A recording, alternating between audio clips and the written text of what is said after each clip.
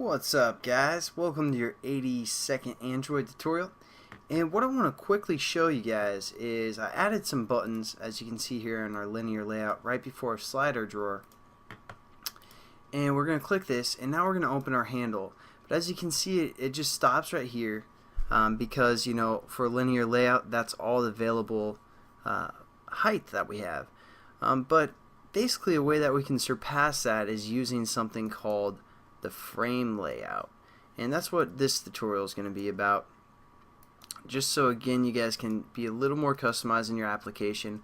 We still want our handle to go all the way up, and we can achieve that by setting up a frame layout. So what we're going to do is we're actually going to cut this closing statement of our linear layout. I know you guys probably don't have that yet, but I'm positive you guys can set something up like this. Just set up 4 buttons and a linear layout here. We're just going to paste that right here. So we still have a linear layout for our buttons, which has vertical orientation, so our 4 buttons are there. But now what we're going to do, we're going to copy this beginning statement here and paste a new kind of a new class, or I'm sorry, just a new layout above this layout here. And what we're going to have this layout be is something called a frame layout, like that. And the frame layout, there's no orientation, and basically the frame layout is going to allow us to draw on top of each other. Like, you know, linear layouts like, hey guys, let's get organized. Either you get below M or get to the right side. You know, guys, come on, stay in line here. And FrameLayout's like, screw that crap! It's like, stand on top of each other. You know, I don't care if you guys kick each other. Everyone do whatever they want. Who gives a he's like, who, you know, guys, whatever. Just do whatever you want.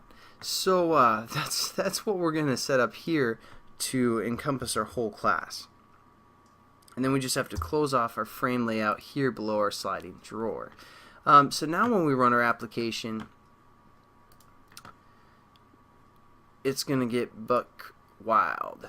So basically what's happening now, again, our linear layout still controls all of our buttons, but that's still within our frame layout where it's like, hey, who really cares what you guys do? So as you guys see when we run this now, open our slider class, we can go way beyond where we could before and slide it still all the way up, because the framework or the frame layout just really doesn't care, like I said. And then we can still click our check button, and obviously, like, this isn't the best kind of a linear layout, but I don't want to spend too much time on some mundane things. But as you can see, we can still click these previous buttons here.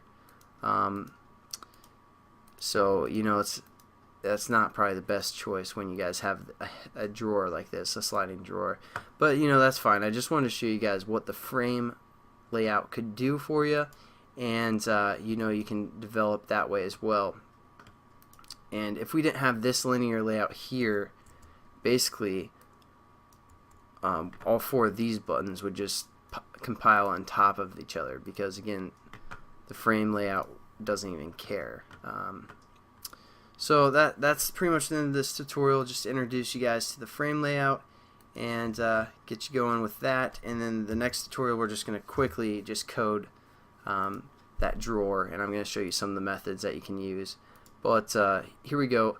This again was with I took out the linear layout and I started the application. We have 4 of our buttons right on top of each other there because we're in the frame layout. There's no organization. We can still slide up, but that's why we had that linear layout controlling those 4 buttons there. So I'll catch you guys in the next tutorial. Peace.